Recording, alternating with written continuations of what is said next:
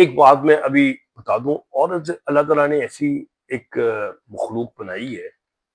कि इसका अंदर पूरा सेक्सुअल सिस्टम भी एक्टिव हो जाए